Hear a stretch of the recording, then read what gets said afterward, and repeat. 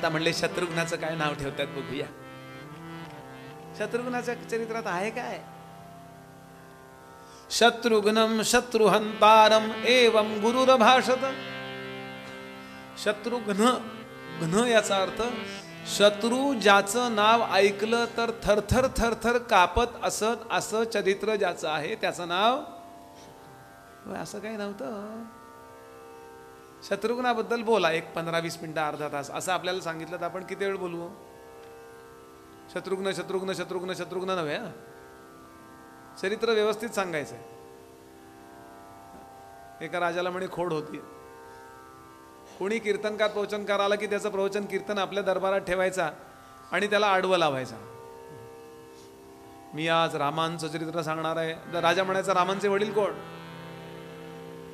दशरथ. दशरथांचे वडील कोण? अजांचे वडील कोण? रघु. रघुंचे वडील कोण? दिलीप. दिलीपचे वरून कोण? भगीरथ. आता केव्हा तरी एंड आहे हो याला. अशी त्याला खोड होती. एक कीर्तनकार त्याच्याकडे गेला, त्याला कळलं राजाला अशी खोड आहे. त्यानं सांगितलं मी तुम्हाला आज द्वारकेतल्या एका महान राजाची गोष्ट सांगणार आहे. कृष्णाशी त्यांनी वैर केलं. राजा म्हणला नाव काय त्याचं? सत्राजित.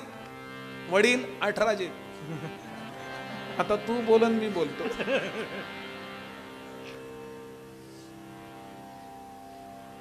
कशा करता मी हे बोलतोय? नुसतं नाव ठेवायचं महत्वाचं नाहीये, त्या नावात खरंच काहीतरी असलं पाहिजे. आणि ते शत्रुघ्नाचं चरित्र आपल्याला किती मिनिटं आपण बोलू हो शत्रुघ्नाबद्दल. एक उत्तरकांडात फक्त त्याच्या नावे एक चरित्र येतं पराक्रमाचं. लवणासूर नावाच्या असुराला त्यानं ठार केलंय. तो म्हणाला, काय छान श्लोक आहे दादा, तुम्ही तिघांनी सुद्धा खूप काम केलेलं आहे, मला काहीतरी करू दे ना. आणि म्हणून तो लवणासुराला मारतो. तो रावणा इतकाच पराक्रमी होता. आणि एकटा शत्रुघ्न जातो आणि परत येताना संपूर्ण सेनेचा मुक्काम वाल्मिकींच्या आश्रमाच्या अवतीभोवती आहे. त्या दिवशी लवकुशांचा जन्म झालाय. सेना पूर्ण घेरलेली होती. काय प्लॅनिंग असेल रामांचं. येता येता इथे मुक्काम कर. आणि नेमका तो दिवस आहे कुशलवांचा जन्म.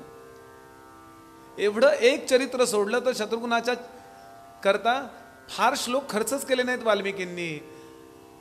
मग शत्रू घाबरतो ह्या बोलण्याला काय अर्थ राहील. आणि म्हणून थोडं आपल्याला तुलसी रामायण पाहावं लागेल. आता पुन्हा लक्षात घ्याल, ही कथा प्रपत्तीच्या भक्तीच्या दृष्टिकोनात नाही का, शरणागतीच्या दृष्टिकोनात नाही का. भक्तीमध्ये सगळ्यात मोठा शत्रू कोण सांगितलाय माहितीये? अहंकार. आपण शरणागत का होत नाही किंवा भक्ती का करू शकत नाही? आपण स्वतःला काहीतरी मानतो. आणि मानतो म्हणजे कार्यावरून आपण मानतो. या लोके धनवंतमी प्रमलमी विद्याब्धिमी धीरमी ज्ञातामी नरनातमी विभुनमी स्वानंदमी शूरमी भोक्तामी च सुजानमी सुजनमी विद्याब्धिमी धीरमी मी मी हे चिकळे परंतु न कळे कोठील मी कोण मी. आयुष्यभर मी आणि माझं, मी आणि माझं याच्यात जीवन जातं की नाही. सुरुवात काय करतो? आमच्याकडे असं नाही चालत, माझं असं असतं. मी म्हणजे माझं म्हणजे, मी आणि माझं, मी आणि माझं या दोन मध्येच आपलं सगळं. प्रथमा आणि षष्ठी दोन विभक्तीतच सगळं जीवन संपतं. मी आणि माझं. आणि मीपणा वर्ज केल्याशिवाय, अहंकार टाकल्याशिवाय भक्ती होत नाही. याच्याकरता शत्रुघ्नाचं चरित्र ऐका. आता एक मुद्दा लक्षात घ्याल. पितृवचन पालन करण्याकरता रामराय वनात गेले, बरोबर आहे. किती मोठे राम हो. करुण काहीतरी पाहिजे. किती मोठे रामराय, काय चरित्र आहे हो.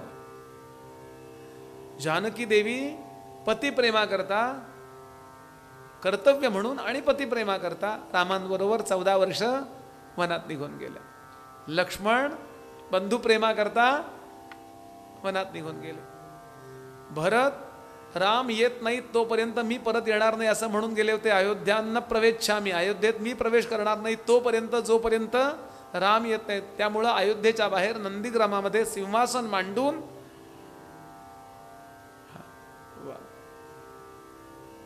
त्याच्यावरती रामांच्या पादुका स्थापन करून पादुकांचं राज्य म्हणून तिथे नंदीग्रामात बाहेर राहिले.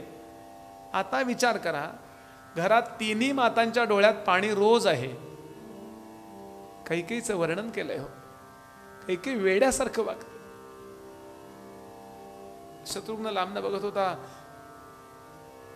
आली होती भरताला भेटायला. भरता, तू इथे राहणार आहेस, तू इथे राहणार आहेस वनामध्ये, मी तुझ्याबरोबर इथं राहिली तर चालेल का? मांडवी पण विचारायला आली होती पत्नी, की मी लांब राहीन, तुम्हाला स्पर्श करणार नाही, तुमच्या जवळ येणार नाही. भरत म्हणाले, हरकत नाही मांडवी, इथे तुला राहायला हरकत नाही, पण इथल्यापेक्षा तुझी गरज राजवाड्यात जास्त आहे. कैकेयी विचारायला आली, भरता मी इथे राहू का? मला घरी करमत नाहीये. भरताने सांगितलं, आई, रामाने मला शपथ घातली तुला दुखवू नये म्हणून मी बोलत नाहीये, पण जी राज्यलक्ष्मी मागून घेतलीस ना, त्या राज्यलक्ष्मीतच तुला राहायचंय, तिथेच राहा. मध्यरात्री उठते. वा वा वा कैकेयी, काय पराक्रमी आहेस तू. वेड्यासारखी बोलते एकटी स्वतःची. तुझ्यासारखी स्त्री आजपर्यंत झाली नाही. इथून पुढं तुझं नाव या जगात कोणी ठेवणार नाही. कोणी आपल्या मुलीचं नाव कैकेयी ठेवतं का हो? नाव सार्थक केलंस बाई, कुळाचा उद्धार केलास. तू एकटी विधवा झाली नाहीस, तुझ्या 2 सख्यांना, तुझ्या दोघींना, 2 सवतींना विधवा केलंस. काय पराक्रमी. तुझ्यामुळं राम तर वनात गेलाच, पण तुझा सख्खा मुलगा सुद्धा वनात जटा बांधून राहतोय. वा वा कैकेयी, महान आहेस तू. वेड्यासारखं पडत. सेवक येतात, ती कोसळायला लागली की तिला धरतात. शत्रुघ्नाकडे निरोप जातो. शत्रुघ्न येतो, आई डोक्याशी बसतो, नको वाईट वाटून घेऊ. रामरायांच्यावर तुझं खरं प्रेम आहे ना ग. राम परत येतील त्यावेळेला तुझं आरोग्य बिघडलं हे त्यांना कळलं तर रामाना दुःख द्यायचंय का आपल्याला? हो, एवढ्या एका विचारानं ती स्वतःचा जीव धरू नये, लक्षात घ्या. कौसल्याच्या डोळ्यातल्या पाण्याला खळ. तिला कसं पक्वान्न जाईल सांगा. तो तिकडे वनात आहे. सुमित्रा दुःखात आहे, मांडवी दुःखात आहे, उर्मिला दुःखात आहे. विचार करा, या सगळ्यांचं 14 वर्ष सांत्वन कोण करत होतं? नुसतं कौटुंबिक सांत्वनाचा भाग नाहीये, प्रत्यक्षात साईटवर जाऊन काम पाहणंच आहे. म्हणतात रोड वाइंडिंग चाललंय अयोध्येत, नवीन काही बांधकामं चालली आहेत. कोण करत होतं?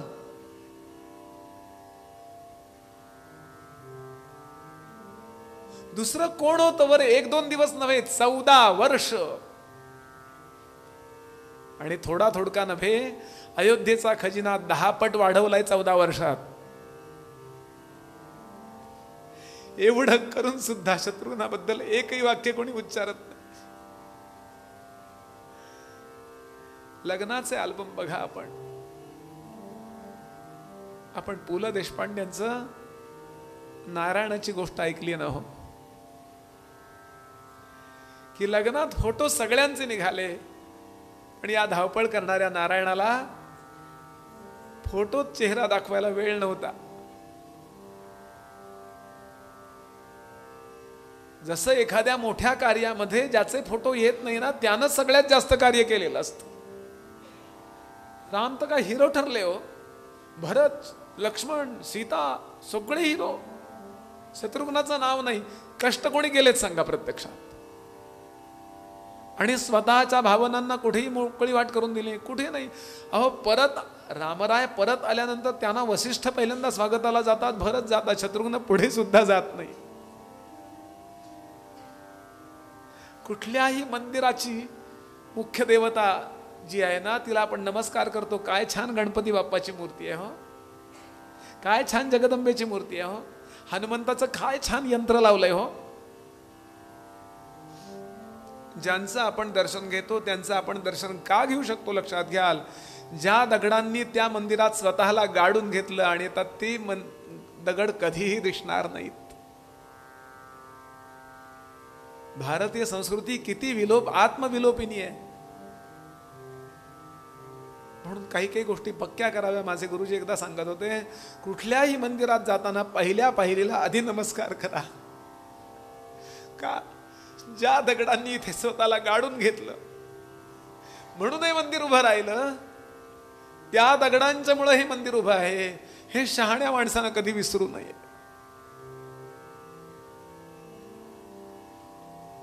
आणि माणसाला स्वतःला गाडून घ्यायला, स्वतःचा मी आहे ना तो बाजूला टाकून द्यायला नको असतो.